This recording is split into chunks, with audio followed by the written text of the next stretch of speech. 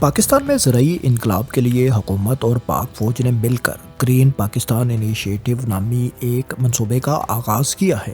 اس منصوبے کا مقصد ہے بنجر زمینوں کو قابل کاشت بنانا، جدید طریقوں سے زراعت کو فروغ دینا، پانی کی بچت کو ممکن بنانا اور زرعی پیداوار میں پاکستان کے لیے خود کفالت حاصل کرنا، تاکہ نہ صرف درآمدات اس شعبے میں کم ہو بلکہ پاکستان خوراک کے معاملے میں خود کفیل ہو جائے۔ اس منصوبے کی نگرانی کے لیے گرین کارپوریٹ انیشیٹو نامی ایک پرائیویٹ لمیٹڈ کمپنی قائم کی گئی ہے، جو کہ حکومت سے قابل کاشت ناکارہ زمینوں کو حاصل کر کے ملکی اور غیر ملکی سرمایہ کاروں کو کارپوریٹ فارمنگ کے لیے مہیا کرے گی۔ زمین کی الاٹمنٹ کم از کم 1000 ایکڑ زمین کے ٹکڑے کی صورت میں 20 سال کے لیے لیز کے طور پر کی جائے گی، اور یہ 20 سال لیز کی مدت بعد میں مزید 10 سال بڑھائی بھی جا سکے گی۔ ہر 1000 ایکڑ فارم لیز پر لینے پر سرمایہ کار کو 2 کروڑ روپے سیکیورٹی ڈپازٹ بھی جمع کروانا ہوگے۔ سرمایہ کاروں سے اور کارپوریٹ فارمر سے یہ تمام معاہدے گرین کارپوریٹ انیشیٹو نامی پرائیویٹ لمیٹڈ کمپنی براہ راست خود کرے گی۔ حکومت نے اس معاملے میں تمام اختیارات اس کمپنی کو پہلے ہی سونپ دیے ہیں۔ گرین کارپوریٹ انیشیٹو یعنی GCI پرائیویٹ لمیٹڈ کا دعویٰ ہے کہ اس منصوبے کی تکمیل سے نہ صرف پاکستان زرعی اجناس کے معاملے میں خود کفیل ہو جائے گا بلکہ زرعی شعبے میں پاکستان کی برآمدات میں بھی اضافہ ہوگا۔ اس انقلابی قدم کے تحت ملک بھر میں نئے ڈیمز اور نئی نہریں بنائی جائیں گی۔ جدید آبپاشی کا نظام متعارف کروائے جانے کے دعوے بھی ہیں۔ یہ جدید نہریں اور آبپاشی کے منصوبے کیا ہیں؟ آئیے ان سب پر پہلے نظر ڈال لیتے ہیں۔ پہلا منصوبہ کچھی کینال کا ہے، جو بلوچستان کے لیے بنایا گیا ہے۔ یہ نہر تونسا بیراج پنجاب سے شروع ہو کر ڈیرہ بگٹی اور نصیر آباد بلوچستان کے علاقوں تک جائے گی۔ اس کی کل لمبائی 500 کلومیٹر ہوگی۔ اس منصوبے کو 3 مراحل میں مکمل کیا جائے گا۔ پہلا مرحلہ جو 400 کلومیٹر پر مشتمل تھا وہ تقریباً مکمل ہو چکا ہے۔ اس 400 میں سے 300 کلومیٹر تقریباً پنجاب ہی میں یہ نہر بہتی ہے۔ فی الحال اس سے 72,000 ایکڑ زمین سیراب ہو رہی ہے۔ اس نہر کا دوسرا اور تیسرا مرحلہ جو کل ملا کر مزید 100 کلومیٹر بنتا ہے وہ ابھی منصوبہ بندی کے مراحل میں ہے، اور مکمل ہونے پر یہ نہر مزید 3 لاکھ ایکڑ رقبے کو سیراب کرے گی۔ اسی انیشیٹو کا اگلا منصوبہ تھل کینال کی توسیع اور اس کی جدید کاری ہے، جو پنجاب کے تھل کے صحرائی زرعی علاقوں کو فائدہ دے گا۔ یہ نہر چشمہ چہلم لنک کینال جو کہ چشمہ بیراج دریا سندھ سے نکلتی ہے سے شروع ہو کر لیا بکر اور خوشاب کے اضلاع تک جاتی ہے۔ فی الحال اس گریٹر کینال منصوبے کی مین کینال اور منکیرا کینال کا کام ہی مکمل ہوا ہے۔ باقی کینالز مکمل ہونے پر یہ منصوبہ تھل کے کل 17 لاکھ ایکڑ رقبے کو سیراب کرے گا۔ اس منصوبے کے اگلے مرحلے میں جسے چوبارہ بیرانچ کینال کہا جاتا ہے، ایشین ڈیولپمنٹ بینک کی معاونت بھی پاکستان کو حاصل ہے، اور واضح رہے کہ یہ نہر نان پیرینیل ہے، یعنی خریف کے موسم میں ہی صرف پانی مہیا کرے گی، پورے سال کے 12 مہینے یہ نہر پانی مہیا نہیں کرے گی۔ گریٹر تھل کینال کے فیز 3 کو بھی مستقبل میں مکمل کیا جائے گا۔ گرین پاکستان انیشیٹو کا اگلا منصوبہ رینی کینال ہے، جو سندھ میں گڈو بیراج سے شروع ہو کر گھوٹکی اور سکھر تک جاتی ہے۔ اس کی کل لمبائی 200 کلومیٹر ہے اور یہ تقریباً 4,12,000 ایکڑ رقبے کو سیراب کرنے کی صلاحیت رکھتی ہے۔ یہ نہر جزوی طور پر فعال ہے لیکن ابھی مکمل نہیں ہوئی۔ اس کے باقی حصوں پر کام فی الحال سست روی کا شکار ہے۔ مکمل ہونے پر یقیناً یہ سندھ کی معیشت کے لیے ایک گیم چینجر ثابت ہوگی۔ گرین پاکستان انیشیٹو کا ایک اور منصوبہ سندھ بیراج پروجیکٹ ہے۔ یہ ابھی منصوبہ بندی کے مراحل میں ہے۔ اس بیراج کو کوٹری بیراج کے بعد دریائے سندھ کے سمندر میں گرنے والے مقام سے محض 45 کلومیٹر پہلے بنایا جائے گا، تاکہ اگر سیلاب وغیرہ کا وافر پانی یہاں پر دستیاب ہو تو اس کو استعمال کیا جا سکے، جہاں سے ایک نیا نہری نظام بھی شروع ہوگا جو ٹھٹھہ بدین اور حیدرآباد تک جائے گا۔ یہ تقریباً 10 لاکھ ایکڑ زمین کو سیراب کرنے کی صلاحیت رکھتا ہے۔ زمین کے حصول کا عمل اس کے لیے جاری ہے اور فنڈنگ کے لیے عالمی بینک سے رابطے بھی کیے جا رہے ہیں، لیکن اس منصوبے کا ظاہر ہے انحصار اسی بات پر ہوگا اگر وافر پانی دستیاب ہوگا۔ گرین پاکستان انیشیٹو کا ایک اور منصوبہ چولستان کینال ہے، جو چولستان کے ریگستانی علاقوں کو سیراب کرے گی۔ یہ غالباً سب سے کنٹروورشل منصوبہ اس پروجیکٹ کا ہے۔ چولستان کینال جو کہ 176 کلومیٹر طویل ہے، یہ منصوبہ دراصل لنک کینالز کی ایک چین کی ریماڈلنگ پر مشتمل ہے، جس میں ہیڈ رسول قادر آباد لنک کینال، قادر آباد بلو کی لنک کینال اور بلو کی سلیمان کی لنک کینالز شامل ہیں۔ اس منصوبے کا فیز 1 مکمل ہو جانے پر 4,55,000 ایکڑ رقبہ سیراب ہو سکے گا اور اس کی لاگت 211 ارب روپے ہوگی۔ اسی نہر کے اگلے مرحلے میں مزید 7,44,000 ایکڑ رقبہ قابل کاشت ہو جائے گا، جس کے لیے 120 کلومیٹر طویل مزید کینالز اور ان کی ضمنی نہریں تعمیر کی جائیں گی، جن کی مجموعی لمبائی 450 کلومیٹر کے لگ بھگ ہوگی۔ اس مرحلے کے لیے موجودہ لنک کینالز کی گنجائش میں بھی اضافہ کرنا ہوگا۔ چولستان کینال کے پہلے مرحلے کے لیے متعلقہ حکام نے زمین وغیرہ حاصل کر لی ہے۔ دوستو، یہی منصوبہ اس وقت گرین پاکستان انیشیٹو کے تمام منصوبوں میں سب سے زیادہ قابل بحث اور متنازع بنا ہوا ہے۔ صوبہ سندھ کا اعتراض ہے کہ چولستان کینال کے لیے جو پانی استعمال کیا جائے گا اس کی وجہ سے سندھ کو ڈاؤن سٹریم پر پہلے سے بھی کم پانی میسر ہوگا، جو کہ وفاق کے طے شدہ معاہدے کے مطابق ان کو ملنا چاہیے۔ گرین پاکستان منصوبے کے حامیوں اور وفاق کا موقف ہے کہ اس نہر کے لیے وہی پانی استعمال ہوگا جو سیلاب کی صورت میں اضافی ہوگا، جو پانی انڈیا دریائے ستلج میں اضافی طور پر چھوڑے گا، کیونکہ سندھ معاہدے کے مطابق یہ دریا بھارت کا ہے، اس لیے سیلاب کے دنوں میں اس میں اضافی پانی ظاہر ہے بھارت کی طرف سے آ سکتا ہے۔ دریائے ستلج کے سیلابی پانی کے علاوہ اس منصوبے کی تکمیل کے لیے صرف وہی پانی استعمال کیا جائے گا جو پنجاب کے اپنے حصے کا پانی ہوگا۔ دلچسپ بات یہ ہے کہ ارسا نے اس تمام منصوبے کے لیے گو اہیڈ دے دیا ہے، یعنی ارسا کے مطابق اضافی پانی دستیاب ہے، جبکہ صدر پاکستان نے بھی ان تمام منصوبوں کی منظوری دے دی ہے اور ان تمام منصوبوں کو بیک وقت شروع کرنے پر زور دیا ہے، اور وفاق اور صوبوں کو اس کے لیے بجٹ وغیرہ ایلوکیٹ کرنے کی ہدایات بھی صدر پاکستان نے جاری کی ہیں۔ سندھ کا موقف ہے کہ جب تک 1991 کے واٹر ایکارڈ کی شق نمبر 7 جو کہ کوٹری بیراج سے نیچے سندھ ڈیلٹا کو بچانے کے لیے منیمم پانی کے اخراج کی ہے، اس کا تعین نہیں کر لیا جاتا، اس وقت تک کسی نئے کینال سسٹم کے لیے پانی مختص کرنا غیر منصفانہ ہوگا۔ سندھ کی جانب سے یہ بھی کہا گیا ہے کہ پنجاب کی طرف سے ارسا کو فراہم کردہ ڈیٹا خود اس بات کی نشاندہی کرتا ہے کہ قادر آباد بیراج کے نیچے پانی کا بہاؤ خطرناک حد تک پچھلے کچھ عرصے میں کم ہوا ہے۔ جہاں 1976 سے 1998 تک اوسط بہاؤ 15.25 ملین ایکڑ فٹ ہوا کرتا تھا، وہاں 1999 سے 2023 تک یہ کم ہو کر محض 7.9 ملین ایکڑ فٹ رہ گیا ہے۔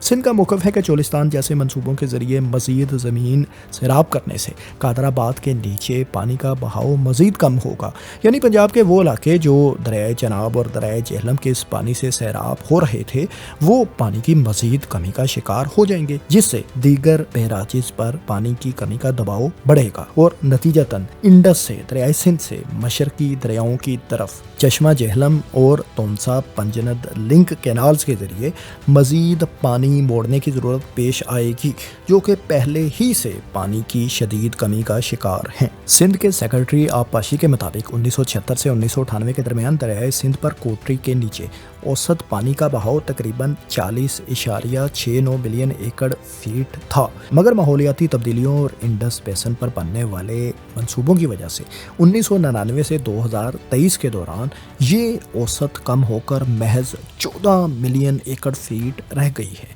ایک طرف جہاں غیر آباد زمینوں کو نئے سرے سے قابل کاشت بنانے کے لیے منصوبہ بندی ہو رہی ہے، وہیں ہم آپ کو تصویر کا ایک اور رخ بھی دکھاتے ہیں۔ انڈس ڈیلٹا جو کہ پاکستان کا ایک قدرتی خزانہ ہوا کرتا تھا، آہستہ آہستہ سمندر پرد ہوتا جا رہا ہے۔ جی ہاں، انڈس ڈیلٹا جو کبھی لاکھوں ایکڑ زرخیز زمین، سرسبز مینگروز اور مچھلیوں سے بھری ہوئی جھیلوں کا گھر تھا، اب مر رہا ہے۔ وجہ تازہ پانی کی شدید کمی، یعنی دریائے سندھ کے آخری مقام پر انتہائی کم پانی پہنچ پا رہا ہے، جس نے اس علاقے میں نمکین سمندر کو اندر تک گھسنے کا کھلا موقع فراہم کر دیا ہے۔ زمین کٹ رہی ہے، فصلیں برباد ہو رہی ہیں اور ایکو سسٹم تباہی کے دہانے پر پہنچ چکا ہے۔ ماہرین کے مطابق انڈس ڈیلٹا کو زندہ رکھنے کے لیے ہر سال کم از کم 10 ملین ایکڑ فٹ تازہ پانی درکار ہے۔ 1991 کے واٹر ریکارڈ میں سندھ کا مطالبہ اتنے ہی پانی کا کا تھا، جبکہ اگر زراعت، ماہی گیری اور سمندری پانی کے خلاف قدرتی رکاوٹ قائم رکھنی ہو تو بعض ماہرین تو 25 ملین ایکڑ تک پانی کی ضرورت قرار دے رہے ہیں۔ خاص طور پر اکتوبر سے جون کے خشک مہینوں میں 5 ملین ایکڑ فیٹ تازہ پانی کا بہاؤ یہاں پر ضروری ہوتا ہے تاکہ سمندر کو پیچھے دھکیلا جا سکے۔ مگر حقیقت کیا ہے؟ کوٹری بیراج، جو ڈیلٹا بہاؤ کا آخری بڑا ذریعہ ہے، وہاں آج کل محض 1000 کیوسک سے بھی کم پانی ہی پہنچ پا رہا ہے، جو سائنسی پیمانوں کے مطابق ایکولوجیکل ڈیزاسٹر یعنی ماحولیاتی تباہی کے زمرے میں آتا ہے۔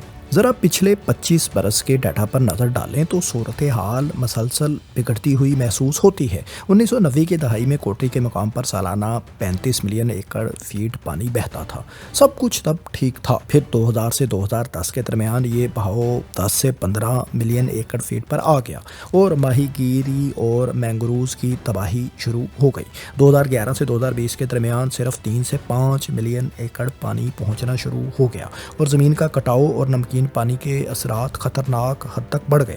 اور حالیہ برس کی تو بات ہی کچھ اور ہے۔ 2021 سے 2023 تک ہر سال بمشکل 2 ملین ایکڑ فیٹ سے بھی کم پانی ہی ڈیلٹا تک پہنچ پایا۔ مطلب مکمل تباہی کا آغاز ہو چکا ہے۔ پانی کی اس کمی کے اثرات ہولناک ہیں۔ 1950 سے لے کر اب تک لاکھوں ایکڑ زمین سمندر نگل چکا ہے۔ کچھ علاقوں میں تو سمندر کئی کلومیٹرز تک اندر گھس آیا ہے، جیسے کیٹی بندر اور شاہ بندر۔ درجنوں گاؤں مکمل طور پر ڈوب چکے ہیں۔ سندھ کے اضلاع ٹھٹھا اور بدین میں 12 لاکھ ایکڑ زرعی اراضی اب نمکین ہو چکی ہے، وہاں کچھ بھی اگایا نہیں جا سکتا۔ کنجھر جیسی مشہور جھیلیں کھارے پانی میں بدل رہی ہیں اور مینگروز جو 1945 میں 15 لاکھ ایکڑ رقبے پر پھیلے ہوئے تھے، اب سکڑ کر محض 3 لاکھ ایکڑ رقبے پر ہی باقی رہ گئے ہیں۔ مچھلی اور جھینگوں کا شکار 70% سے بھی زیادہ کم ہو چکا ہے اور اس سے وابستہ 12 لاکھ سے زائد ماہی گیر متاثر ہو رہے ہیں۔ اب اس سب کا قصوروار کون ہے؟ پہلی اور سب سے بڑی وجہ ہے اپ اسٹریم واٹر ڈائیورژن، یعنی دریا کا پانی اوپر ہی راستے ہی میں روک لینا۔ اور اس کے علاوہ کلائمیٹ چینج بھی ایک وجہ ہے جو گلیشیئرز کو تیزی سے گھٹاتا جا رہا ہے۔ دریائے سندھ کا فلو 1960 کے بعد سے اب تک 15% کم ہو چکا ہے۔ اور پھر پانی کی بد انتظامی یعنی مس مینجمنٹ۔ پاکستان میں آج تک انڈس ڈیلٹا کے لیے کوئی قومی پالیسی ہی سرے سے مرتب نہیں کی گئی۔